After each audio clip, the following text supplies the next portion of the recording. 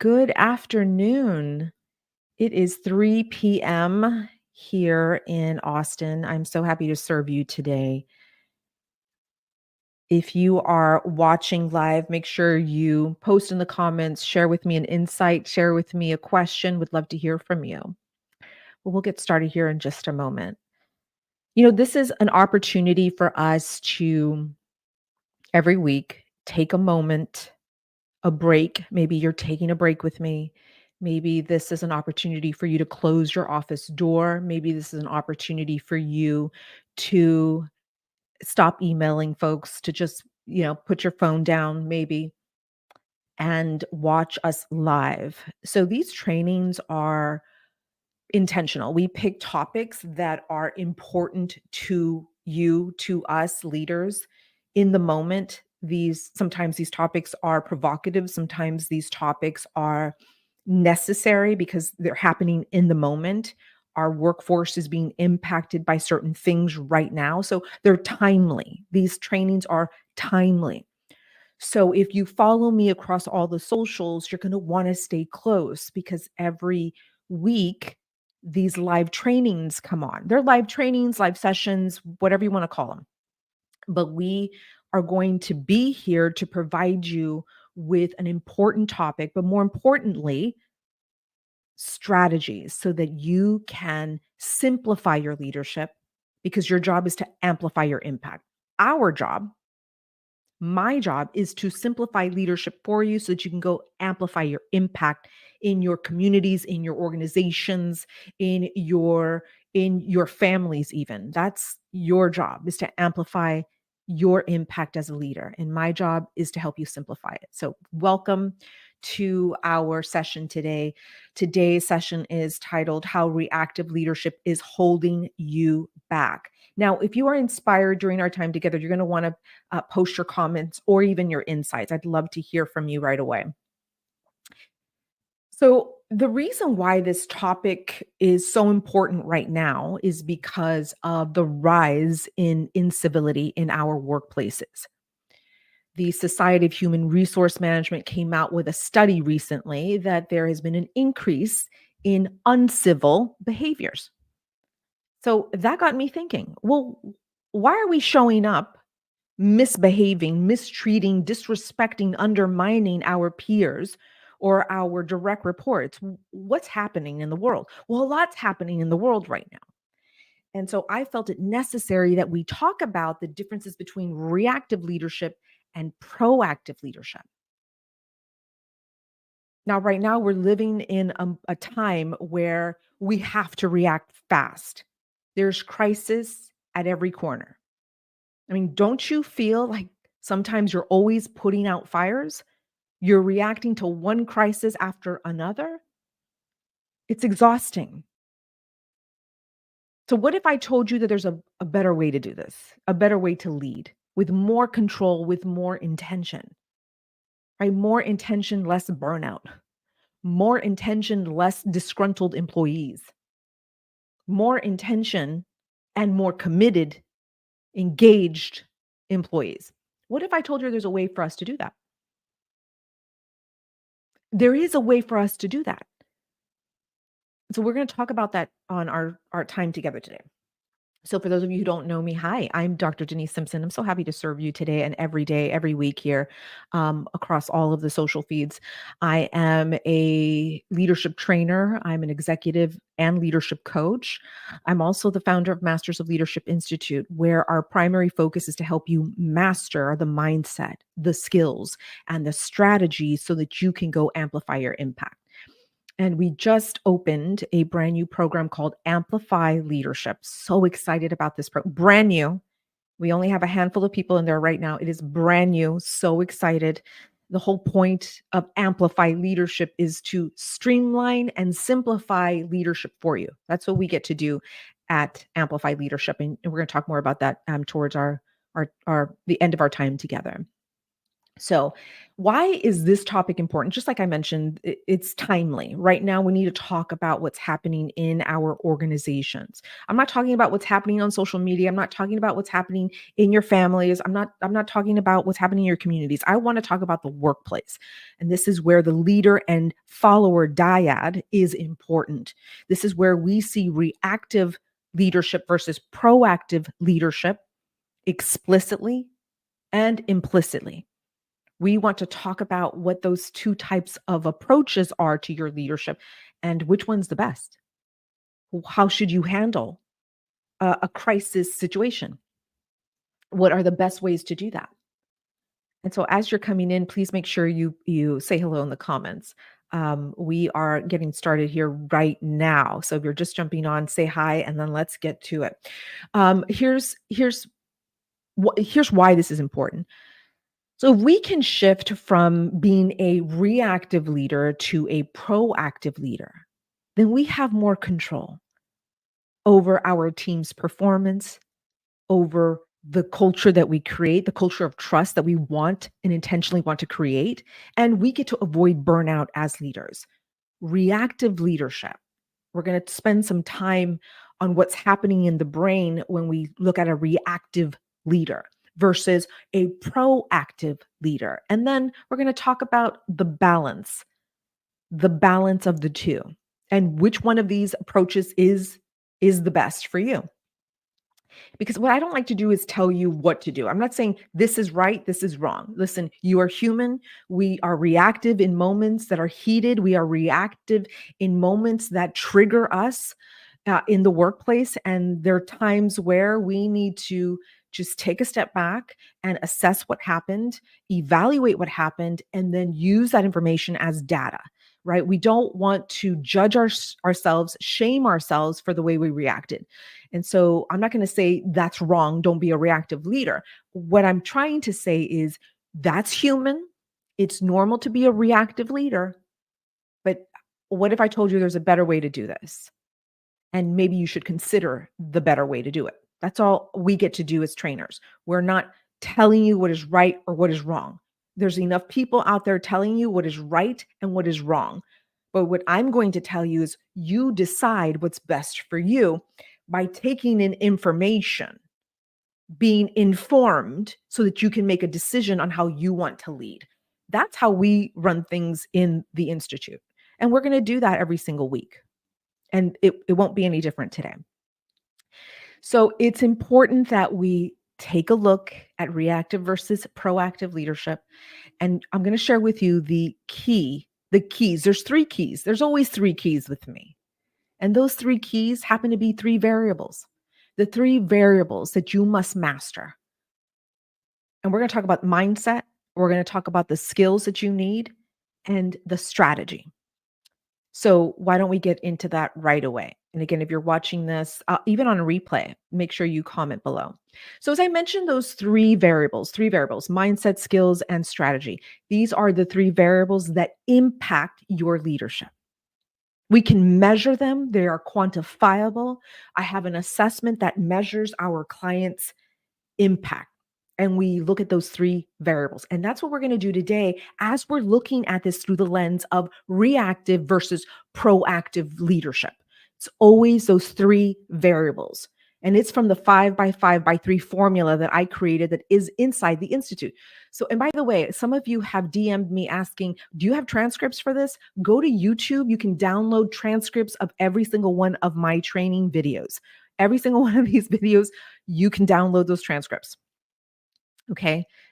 So I don't have, them downloaded on my website, but if you want to take notes, because some of you have asked for a way to do a worksheet around what we teach or do an exercise around what we're showing you every single week. We don't have handouts for you. We don't have a PDF for you, but what you can do is go and download the transcript so that you can highlight, take notes, and then use that information in real time, in real life, in your leadership practice. That's what we want to do. So these three variables are so important as we look at them through the lens of a reactive leader versus a proactive leader. So let's start with mindset. The mindset of a reactive leader. Okay, so many of us, including ourselves as leaders, we have reacted in the moment. It could have been a heated moment. It could have been in the boardroom. It could have been one on one with your direct report. It could have been in a community setting or a community forum. I mean, I don't know about you, but I get reactive around my family sometimes when there's certain discussions that pop up. And by the way, those of you in the United States, of course, this impacts globally, but we are in an election year. So there are interesting things happening, discussions that are happening, arguments that are happening, division that's happening because of our beliefs. And so we then go into the workplace and then we see signs of incivility in the workplace, which is why it's on the rise, which is why you must look up that study that or survey that the Society of Human Resource Management just conducted. They showed the rise of incivility in the workplace. What does that even look like? Well, it could be explicit, like an argument right in front of your peers, right in front of your direct reports. It could be someone cutting you off, interrupting you, disrupting you. It's a disruptive behavior that catches you off guard. It looks like disrespect. It looks like being undermined. It could be in explicit behaviors or implicit behaviors. And so when the Society of Human Resource Management said, we got to do a survey on this, people are unhinged out here. What is happening? It's because of the reactive nature that we express ourselves in our personal lives. We bring it into the workplace sometimes, not always. Some of us do not have that clear division between our personal beliefs and what we believe at work, because you take your brain and your heart everywhere you go. So expect for those behaviors to seep out in the workplace. That's unconscious behaviors. And so when this survey came out, I said, well, ding, ding, ding, let's talk about this because this is really timely and this is really important. So the reactive leader is in flight or fight mode. By the way, there's 4 reactions. There's fight, flight, freeze, and fawn. Fawn is being a deer, a baby deer, to be specific. It is pleasing. It is, yes, whatever you say, I'm not even going to argue. I'm not even going to counter that. Yes, what you say. So the reactive leader is always in fight or flight. They respond to problems as they arise, and rarely do they have a space to focus on strategy and long-term goals because it's in the moment. It is heated. They are emotionally triggered. There's a trigger that happens, either a word from somebody else, a look from somebody else, disruption from somebody. It's a behavior, it's an action, or even in your mind, right? Because we tell ourselves some interesting stories in the heat of the moment. And then we react in a certain way. So think about, for you, leader, at your patterns. For me, it's fight. There are moments where I freeze because it's like the record player got scratched because of somebody's behavior. And I'm just like, wait, what? What just happened? Hold on. I'm frozen. Let my brain catch up because I need to process what that person just said to me. So I freeze. And then when I come to, when I evaluate what is happening, and then I remember the setting that I'm in, a professional setting, then I have to remember, okay, is this worth fighting for? Or is there something else happening in my nervous system that needs attention? Is this worth discussing, arguing over? Maybe not. Maybe yes. Do I want to flee the scene? Do I just want to like fly out of there and go, okay, well, whatever, sure, gotta go, gotta go. What are your patterns? Because I know my patterns is to initially freeze in the moment and then I come fighting. Now, I'm not combative. Never, never, especially in a professional workplace setting. That's the whole point of that incivility survey that the Society of Human Resource Management just did. They're like, why is everybody so uncivil with each other? What is happening? People are explicit in their disrespect for each other. What is happening to their brains? What is going on in this climate right now? So I'm not combative, but I will fight for If it's my team, if it's the quality of work, when it comes to my team, when it comes to the mental well-being of my team, when it comes to the unity, even the trust of my team, I will fight for them. I remove myself and then I look at the implications of whatever this person is telling me. And then I have to either defend with facts, with evidence, but I'm never combative. That's what I mean by fight. I'm not on the streets fighting with anyone else. I'm just defending what I think should happen, what I think someone else should consider. So now you check in on yourself. What are your patterns when you are in a reactive mode? So here's what's interesting.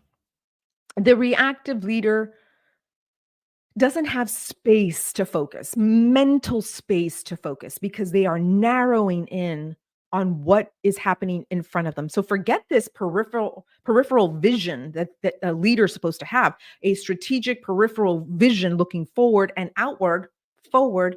No, what's happening in the brain, and I'll tell you exactly in just a moment. This leader, the reactive leader, is just myopic in what is in front of them. And because of the reaction to whatever situation they're in, they're either fighting, they're either fleeing, they're fawning, right? Or they're freezing. So think about a moment in your leadership practice when you reacted interestingly. I say interestingly because it's not negative or positive. It's just something interesting happened to you. Maybe somebody, maybe a peer, maybe someone from across the way, across the division, said something to you about you and your team that you didn't feel was fair or you thought was negative or false. And then how did you react in that moment? Did you put up your fist? Were you ready to fight? Were you combative? Or were you fleeing the room? You're like, "I gotta go. I gotta go. I don't." Listen, I know leaders who will flee the room. They will get the hell out of that room as fast as you can as you can, ask them, "Do you agree?" They're like, "Never mind, gotta go," and they're gone. Or are you fawning? Remember the baby deer? Some of us fawn in a situation when we are activated in that way, where we just agree because we don't want to argue, because we don't want to, make anyone else uncomfortable. So we fawn our way through leadership. It's called people pleasing. Or do you freeze? So I'm asking you to think back on these moments because it's important that you step into those moments again, because this is how we're going to learn. Right? I can, talk is cheap. I can tell you what to do. I can tell you what's best, but it's not until you experience these circumstances then you can finally realize how you react in these moments. And I know you have reacted in interesting ways because if you're a leader, trust me, you have had some interesting circumstances, I'm sure. So this is where we look back at those moments. And because I know my patterns, because I initially freeze because of how jolting that is to my nervous system. I go, wait, what? Did that person just say that about me and my team? Hold on. And so I need to take a moment to think. So I freeze and then I am ready to fight it out. And I don't mean combatively. We're not condoning any physical violence. What I mean by fight for my team is I am protecting my team. I am defending what's best for my team because no one knows my team better than me. That should be your answer. Nobody knows my team better than me. So even if you're a vice president, even if you're in the C-suite, you're going to tell me, a director, what's best for my team. I live and breathe with my team for easily 50, 60 hours a week. So I know my team, and I also know the best way to take this strategic plan and align it with my department. So I know what's best for my team. All I want is for you to hear what I'm saying about my team and what's best for the team and how we can be the most effective by utilizing an engaged and committed team. Isn't that what we all want? So that's what I mean by fighting in the moment. So what are your patterns? So that's a reactive leader. Now, here's what's happening. Here's what's really interesting. So, in the brain, we have the limbic system and the amygdala, right? We've got these two areas of the brain that process emotion. But we also have the prefrontal cortex of our brain. This is the executive decision maker. The prefrontal cortex of the mind, the brain, looks forward. The prefrontal cortex of the brain is the executive decision maker. So, as leaders, we depend on that part of our brain. But when we are in reactive mode, when there is heightened stress, when there is an emotional activation in our bodies, and there is discomfort, and even more than that, the brain then triggers this alert system. Oh shoot, I'm in danger and I need to do damage control. Oh my gosh, the emotions flood the system through neurochemicals called cortisol and other stress hormones, and it hijacks our reasoning. This is why this amazing brain fact that we've heard a million times, when emotion is high, logic is low. That's because the amygdala has taken over the prefrontal cortex of the leader's mind. So the leader can't think. The leader is in a heightened state of emotional alert. And the brain thinks, "Oh gosh, we need to defend, we need to survive, and now I got to either fight, I got to flee, I got to freeze, or I have to fawn." We call this amygdala hijacking. Emotional hijacking of the leader's brain. This is what's happening in a nutshell. You want more neuroscience? Go talk to a neuroscientist. But as a brain coach and a neuroscience coach, I get to help my leaders better understand what is happening in their brain. And so I see Amy. Hi, Amy. Oh my goodness, so good to see you. Let me see what Amy has to say here. I got my glasses today, Amy. Remember last time, Amy? I'm like, I can't see anything. Amy says we can make it simple. We can be in primitive state, reactive. We most likely will make unwise choices. In empowered states of response is mature. Yes, in the empowered states of response. And that's what we want to talk about today, right, Amy? I mean, that's what we're doing here today, is talking about these big differences in what's happening in our reactive brain when the amygdala hijacks the prefrontal cortex of the brain. I keep saying mind, brain, the neuroanatomy, the brain. And so it's important that we understand what's happening to us so that we can have better awareness around what activates us, what triggers us, because this will not be the last time. This won't be the last time you're triggered. This won't be the last time you're activated in a meeting, in a board meeting. Amy says a lizard took over the brain. Yeah.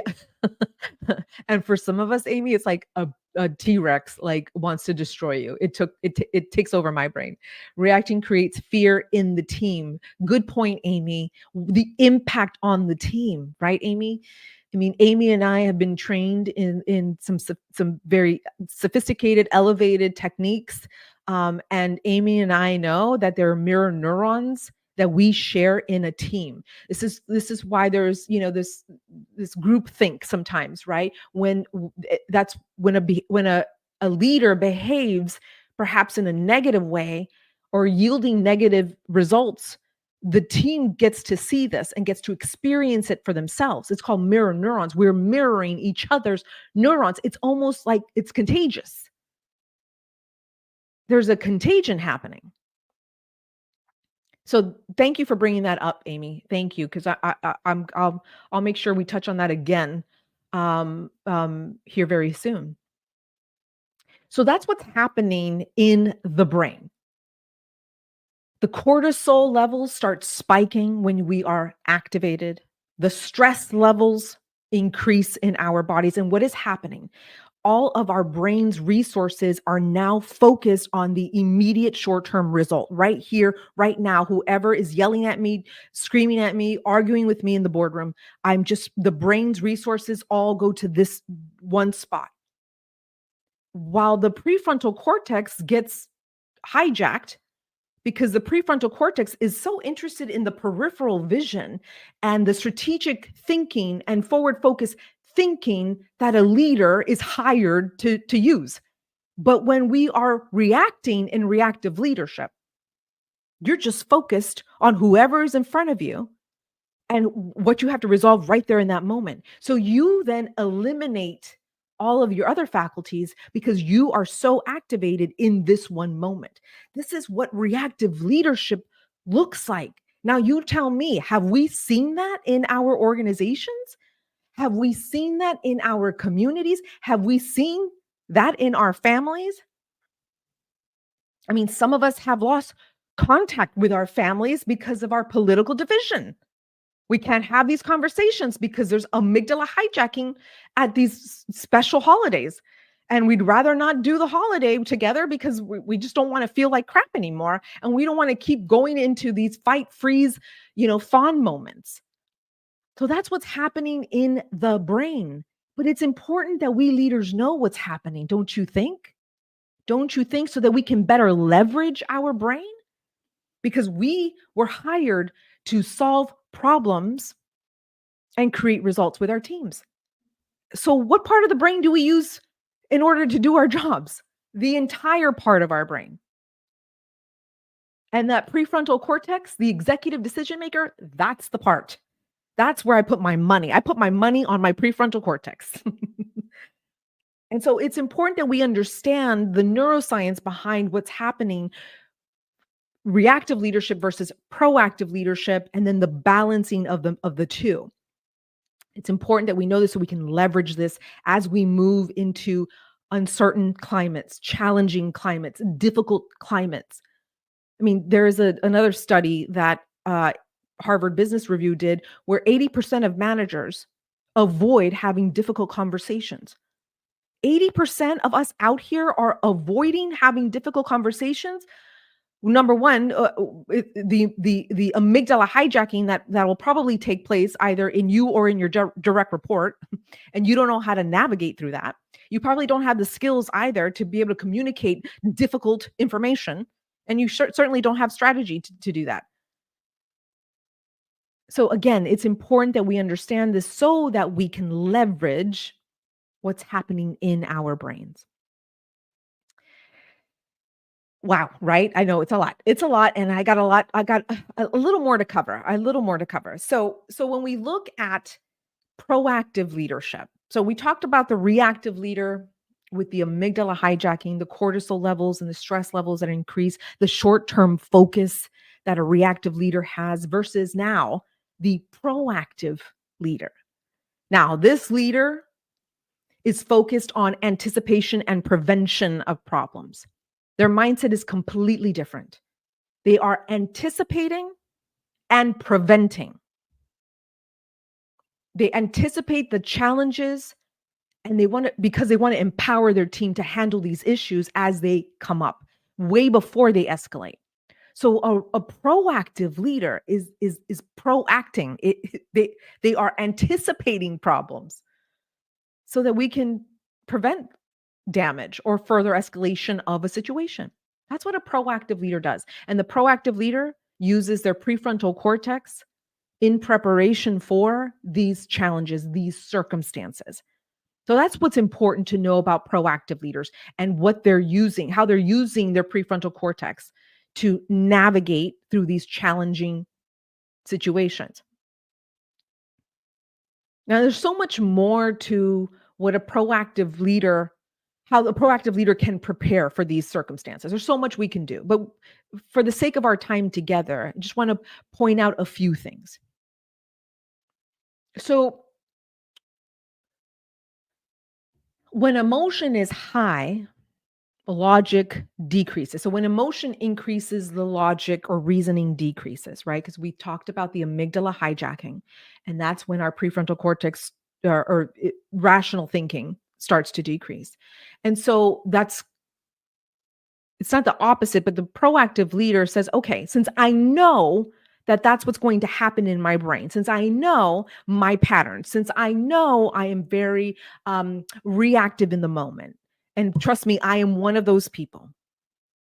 Just talk to any of my clients. I am ready to fight. I'm ready to collaborate. I'm ready to move. I'm always in action. I'm always mobilizing the troops. I'm always moving forward, solving for problems. So when a proactive leader knows their patterns, right? And they understand that when my emotion increases, my reasoning is going to decrease. That's what's going to happen in the brain. So now how do I find ways to balance this? What strategies do I need? What's the mindset that's important to have as I go into some difficult seasons in my business or in my organization? What are the skills that I need to hone in on, especially in these troubling circumstances or upcoming situations in my business or in my organization? The proactive leader is looking ahead. Yes, they consider short-term impact, but mostly they're using their peripheral vision and looking forward into the future. This is why our leaders design strategic plans for our organizations. They are forward thinkers. They're looking ahead, but they're considering the trends in the past. They're looking at patterns in the past, but they're also anticipating. They're also wanting to prevent. They're going to mitigate, but they're looking forward. So if you want to switch, kind of switched in, from being a reactive leader into a proactive leader, well, these are some things you want to consider. Number one, let's look at some of our past circumstances, some of our past situations where we didn't behave our best. I mean, I don't know about you, but there are many times where I've regretted things that I've said during a heated, emotionally triggering, activating event in the organization. I have regretted some things that I have said in the past. Not to mention the emotional hangover that you have for days. Because then you start thinking, wow, I did that. And now everyone witnessed it. And now people are going to think I'm this or that, or they're going to think I can't work with anybody because I'm yelling and screaming during these meetings. So, I mean, how many of you have experienced that when there are moments of regret and the emotional hangover that happens when we are reactive in our leadership? And so the proactive leader says, well, hold on. Okay. I've done that. I've been there. I can take that information from those past circumstances. I can use them to leverage any future circumstances or conversations. I'm able to take that information as data. I'm not going to tie any shame, any regret, any disappointment. Forget it. I cannot do that. What I'm going to do is use that information as data points. And then I'm going to be able to now leverage that so that I can anticipate and prevent these conversations from happening again. That's the proactive leader. They're using their prefrontal cortex. Well, thank goodness. That's what I hired you to do, leader. Thank goodness you're using that part of your brain. And of course, other parts of the brain, but that's the most important part of the brain that is focused on future forward thinking. And so that's the proactive leader. But now here's a good question. What if a leader says, okay, I'm mostly balanced. There are moments where I am reactive and rightfully so. I'm triggered. I act the way I act. No shame in that game. And I'm also proactive in moments. What if there's a balance of the two? Okay, well, here's what's important. In neuroscience, we call this cognitive flexibility. So we want to be flexible. This is why we need to do our self-evaluation. This is why I asked you to look in your past to identify some of these moments so that you can understand your own patterns. So we can use that information as data so that we can use this through cognitive flexibility. We're building the resiliency in our brain by doing these self-evaluations we're doing today. And cognitive flexibility just looks like, okay, I know who I am. I know how I react. I know my patterns. And although I cannot control everything because there's so much uncertainty in our industry, so much uncertainty impacting my organization, I'm going to do the best I can with my team to anticipate and prevent some problems. Now, if problems happen that have blindsided us and we don't know, where they came from, I'm going to know my patterns and I'm going to be able to have the mindset and the skills and the strategy to best serve the team in this new circumstance. So yeah, that's cognitive flexibility. It's being flexible in the brain. Cognitive flexibility, being flexible in your thinking, being flexible in your mindset. It's knowing who you are. Self-awareness, one of the most important skills that you need as a leader, especially as a proactive leader. So Amy says, leadership is the most profitable skill set at this time in our evolution. Oh, that's good, Amy. It's it's a time to learn nonviolent communication skills as well. The world is shifting fast and we need grounded leaders. Ooh, Amy. You know what really shocked me about that report from the Society for Human Resource Management was that 66% of employees have experienced or witnessed incivility in their workplace within the past month. That was a 30-day period. 66% said, "Oh yeah, I have witnessed this in the workplace." They said there was an increase in disrespecting each other. There was an increase in interrupting or silencing others while they speak. And then, of course, excessive monitoring or micromanaging is what they reported. So these are the ways that we are showing incivility in our organizations. That's an increase from years past. The incivility of peer to peer, leader to follower interactions, maybe even employee to customer, employee to client. These interactions that we're having with other humans through the workplace setting. That's shocking. But when Amy says it is the most profitable skill set at this time in our evolution, it's because there's so many changes that are happening, right, Amy? There's so much happening that we don't have control over. Long are the days where we leaders thought we could control everything. First of all, that was never facts. That was never the case. But many of us old school leaders out here thought, well, we just control the employee and we'll control the results. Well, that never worked. That never worked because we have to consider the external impact that's happening to our employee and their families and their lives. All of those external circumstances are impacting them, and they come into the workplace. And you think that they're going to have a different mind and a different heart and a different brain coming into the organization? No, it's the same brain and heart that you take everywhere you go. And trust me, leader, check on yourself first. The things that are impacting you in your personal life, I 100% guarantee you it is impacting you unconsciously, because you're going to tell me, no, that's not true. Unconsciously, it is seeping into your behaviors in the workplace. So if you're on social media and you're canceling everybody because they don't agree with what you have to say or what you believe in, trust me, you're going to come into the workplace and do some canceling there too.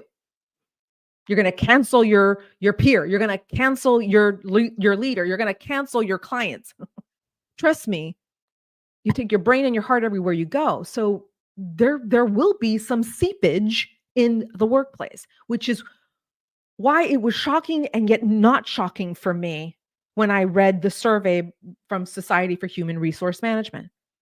It's like, well, yeah, okay, yeah, of course. Yeah, there's an increase. Oh, yeah, they've never seen this kind of incivility in the work. Well, of course, they're taking their brain and their heart everywhere they go, from their personal lives to their community lives into the workplace. Amy says, own it and let it go. I like that. She also says, we can observe ourselves doing the thing without judgment and ask, what is it that I'm really afraid of? And is this really true? Beautiful. Amy, that's right. Without the judgment, right? But we have to have self-honesty first. And then we have to say, okay, I'm going to practice some self-honesty. And then I'm going to do this without the judgment. Yeah. I'm going to do this without the judgment. And then I'm going to ask myself, well, what am I really afraid of here? What's really true in this moment? And Amy also says, all areas of life are connected and entangled. Ain't that the truth? So that was the mindset part. I hope we're all on the same page now where we're talking about reactive leadership versus proactive leadership, and then a balance of the two, which is cognitive flexibility. That's important. This is what's happening in the brain. So this is the neuroanatomy. This is what's happening. Neurochemicals that flood the body, cortisol and stress levels, even adrenaline is involved. There's so much happening in the body in that moment. But what I want for you to take away from this is the difference between these two leadership approaches. What is best for you? What's best for you? Remember, around here, we don't tell you this is how you must do it. No, I'm giving you information so that you can make an informed decision on, should I keep being a reactive leader, or should maybe do some proactive work here? Because I want to be a more effective leader. I want to use all my faculties. I don't want to be short-sighted in my leadership practice. I want to have as much impact as I possibly can. I want to amplify my impact as much as I can. So maybe, perhaps, I should look into doing some proactive leadership work. Because if my employees and my direct reports are watching me, and because I am supposed to be the model of excellence in this organization, and because there's a thing called mirror neurons that's happening every single day, maybe I should consider looking at ways to be more proactive and then being cognitive flexible in uncertain moments. Maybe just a suggestion. So that's the mindset part. We talked about the mindset. Remember, there are three really important variables that impact the correlation. They correlate to your leadership impact. That's better said. Three variables: mindset, skills, and then, of course, strategy. So we talked about the mindset. Now let's talk about skills. I think it's important that we talk about a leader's skills, especially when they are in a reactionary mode versus a proactive mode. Right? So, I mean, I don't know about you, but have you noticed any leaders in their reactive mode? Remember, they're stressed out, amygdala has hijacked them, they are unhinged. Tell me, what do you see in their communication skills? Are they communicating clearly? Hmm? Are they thinking clearly? Are they delegating effectively? In the moment, are they their best? No. Reactive leaders lack these leadership skills. Listen, probably in the moment because of what's happening in the brain.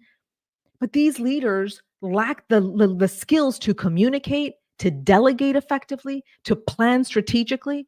Remember what's happening in the brain. They are short-sighted. There's no peripheral vision, long-term strategy thinking. No, they're in the moment. So they're short-sighted. So of course, their skills can't be utilized in those moments. But the proactive leader, however, the proactive leader says, okay, I've got some gaps.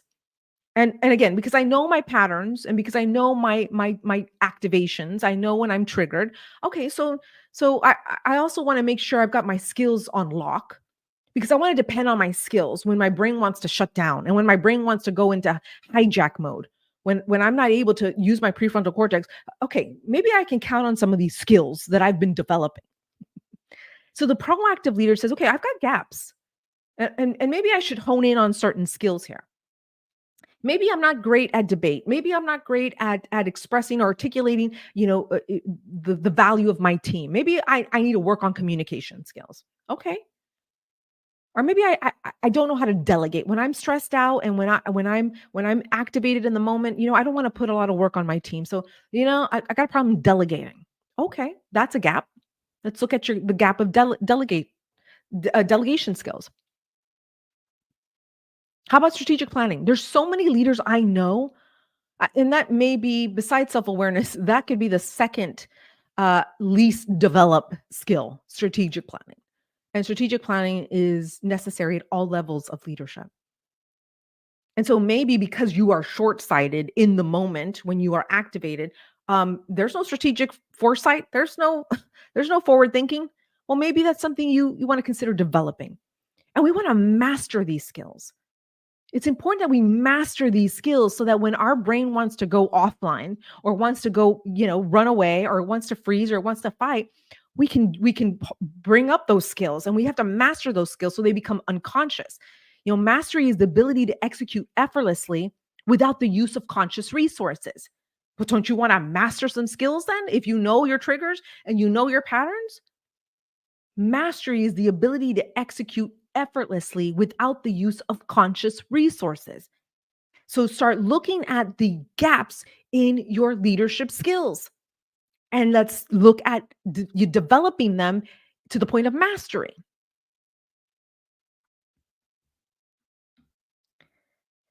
So when I was, oh gosh, when I was a young leader, because I'm not young anymore, y'all. I know. Those days are long gone. But listen, when I was 19 years old, I was a Bath and Body Works retail manager. I know somebody said, "Here, give her the keys. She's going to run this multi-million dollar a year, a month store." Yeah, we had a big budget, and we had some big quotas and sales expectations at Bath and Body Works. Love that store still today. Love it. Still go and shop in there today. But back when I was 19 years old, there was no professional development anything. They threw me in. They said, "Okay, there you go. They're in the arena now. Good luck. Try to figure things out." They saw I had strong work ethic. They saw that I loved the products. They saw that I could sell like nobody's business. They said, "Okay, she should be in management." And I said, "Yeah, okay, whatever y'all think." So they throw you in there, and I'm hoping it's different now, obviously decades later. But at that moment, I didn't know what leadership skills were. I didn't know what I didn't know, right? You don't know what you don't know. And being a young leader at that time taught me so much. I was definitely a reactive leader. I had no business in leadership. Really, I didn't at that time. I don't think anybody really does at that time at 19 years old. But there I was struggling because I didn't have the leadership skills. I was a reactive leader. I mean, I was unhinged with my employees. I was not the best, most effective. I was really a horrific leader. It wasn't the best time for me as a leader, but listen, I learned so much because talk is cheap and experience is everything. And I learned so much from that experience. And I learned that I had lots of gaps. And I learned that I was reactionary in all of my decisions. I had no strategic planning. I had no communication skills. I didn't even know how to delegate. I just commanded the room. I made sure everybody followed the war plan. That was my style of leadership at that time because I didn't know any better. I was mimicking my leader. I was just a carbon copy of her. I had no way to do any inventory, any self-awareness, any self-assessment on my leadership abilities back then. Didn't have that. But now we get to do that. Now we know too much. We've come this far. We know too much to go back. And so now it's important that we practice the self-honesty, like Amy said, without the judgment, um, and then go and invest in developing these leadership skills. Hold on, Amy. I'm seeing you right here. I was an emotional toddler in leadership. Yeah, listen, I was there. And there's moments where I still am, by the way. As a CEO and founder, trust me, there are moments where I have to just take a moment because I know my patterns and I have to go, okay, I'm going to talk to you in about an hour. Will you give me an hour? I just need a moment to research some things. And then why don't we get back on a call and then let's talk about solving this problem together. And then I get off that Teams call and I'm unhinged all by myself here when nobody watching, no employee witnessing or observing my outbursts. But I get to do that. And yes, if I have to go into toddler mode again, no judgment here, y'all, but that's what I have to do as a CEO and founder today. Today, after being in the field of leadership for over 26 years, I, I'm still working through some things. Amy says, I need a moment. Yes. Yes. We all need the moments. We all need a moment. And so back to those skills and mastering these skills, it's important that we do that as leaders so that we can better navigate these difficult situations, so that we can or anticipate and prevent these situations and then use our cognitive flexibility. So these are the skills that we must master so we can be proactive leaders who practice cognitive flexibility. Now, the last variable, remember we talked about mindset, we talked about skills, and now we're going to go through strategy really quickly, and then we're gonna end our time together because I know I went way off. Um, oh yeah, this was scheduled for 20 minutes. Yeah, right, y'all. I can't. No, 20 minutes, whatever. That's like 3 minutes to me. So let's talk about strategic influence. strategy. So the reactive leader. So what is again the reactive leader is just short-term thinker. Again, they're not interested in the moment because of the amygdala hijacking. They're not interested in peripheral vision, forward thinking. Not at all. They can't even tap into those faculties. They're not able to see long term. They are in immediate threat mode. They are in damage control. And all they're focused on is resolving whatever is in front of them.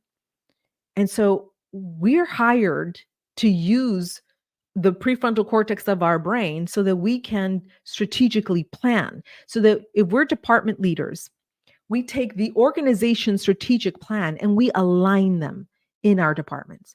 That's one of your primary roles as a leader. And you're not doing that because you are a reactive leader. That's dangerous. You're in dangerous territory.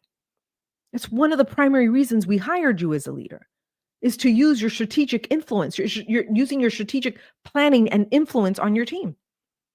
So the reactive leader is unable to do that in that moment. I mean, you may be an amazing strategic planner outside of those moments, but it's in those moments, those challenging crisis moments that we need you online. We need your brain online and we need all your faculties online. And if you're not able to do that, well, then let's get some training so that we can get you to be a more effective leader in those moments. Now, the proactive leader, well, guess what? They're planning ahead. They know their patterns. They know what triggers them. They know how they respond to circumstances. And what do? They're like, okay, listen, here's that strategic plan of the organization, and here's my department. And here's how I'm going to align that strategic organizational goal and how I'm going to align it with us, with our department. This is what we are responsible for. So when my brain goes offline, remember, this is the proactive leader saying, because when my brain goes offline, I may have a moment where I pass out for a moment in the middle of an argument. When I come to, I'm going to remember that one of my primary roles as a leader is to make sure my team and I move towards fulfilling those strategic plans of this organization. So the proactive leader says, oh, yeah, okay, I know my triggers, I know what's up, I know my patterns, but I'm also prepared. Because ultimately, we are here to align those big goals and funnel them into our department. So we're going to align with those and we're going to perform at our best. And that way, your brain goes back online. Listen, you're human. We have a human brain. We're not AI yet. We are humans with human anatomy. Now, our brains, you open up our brain and the anatomy is there. Some parts work for others better than other people and other things that are happening, but the anatomy is there. And so what we get to do as proactive leaders is go, okay, this is what's happening in the brain. Now I understand why I react the way I do. Now I understand why others react the way they do. Okay, so it's happening to them. So listen, we're all human, no shame, no shade, because we're all going to experience this. If you haven't yet, you're brand new to leadership. Or you may not even be in leadership yet, because trust me, if you've been in leadership for a day, you have experienced reactionary leadership. Or you're AI and you don't feel a thing. But it's important that we remember these things when we are activated. That's why it's important to understand who you are. Self-awareness, super important here. So those were the three variables that we look at every topic every single week through, right? We take those three variables and we pick a topic and we filter them through those three variables. That's what we do in the Institute, by the way. So mindset variable, skills, the skill set that we need as leaders, and of course, strategy. So three variables that correlate to the impact that we have as leaders. And so this is how we look at reactionary leadership versus proactive leadership, and then the use of cognitive flexibility when we are in these middle grounds, when there is uncertainty, when we have anticipated and prepared as much as we could, but there are circumstances that we did not foresee happening. We are able to fluctuate between the two so we can respond in the moment, but in the best way and leveraging our brain in the most effective way. So that's why it's important that we come to these conversations every single week through the lens of those three variables. Amy says, my Bronze Age brain gets activated. Sharing this, I need to take a moment, gives others permission to take a moment too, and I am respected for it. Yes, again, the impact, and Amy's bringing back the impact that we have on our team. So when we are able to do that for ourselves, and our team gets to witness that, then you gain more respect. And isn't that the whole point of creating these bonds with our teammates, with our direct reports? I mean, we want to create and cultivate committed, fully engaged team members. We spend so much time with them. I mean, our careers for some of us are really, really important. And we spend, almost a third of our lives in the organization, in a professional setting. And so, as Amy said, you take a moment, give yourself permission, but also, allowing others to do the same so that we can be better leaders, because that's what we deserve and that's what our teams deserve. And so I hope you all found that helpful. So again, we looked at reactive versus proactive leadership, cognitive flexibility, super important. We talked about mindset skills and strategy as a proactive leader. Here's what I would love us to what I want to introduce you to. Amy says, I'm human too, and moving out of centuries of survival mode. So I show compassion for myself. Wow, Amy, there's so much unraveling, right? There's some things we want to take with us and then things we want to leave behind. So there's a lot of unraveling.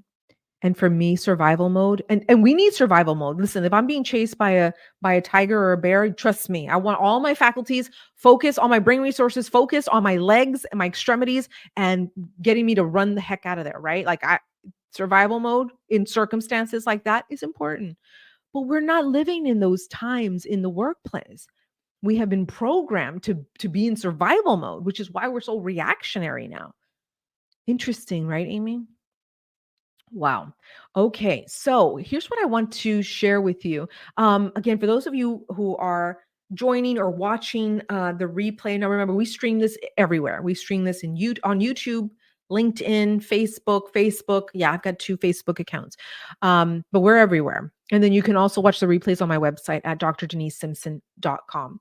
But inside the Amplify Leadership Program, this is where we look at all 3 variables: mindset, skills, and the strategies. And really the goal of Amplify Leadership, and it's brand new. We only have about 4 people in there right now, as of right now, today, at the time of this live stream. So we're a small group, but Amplify Leadership is something I wanted to do so that I can help you simplify leadership, because leadership can be complex. It can be nebulous. As I've always said many times, it is abstract. Somebody's definition of leadership can be very different than the other person's definition of leadership. Somebody's leadership skills can be honed and, at mastery level versus someone who's brand new, who doesn't even know where to begin. And so leadership can be complicated. And of course, there are systems in place to keep some people out of the leadership pipeline. Facts, no BS there.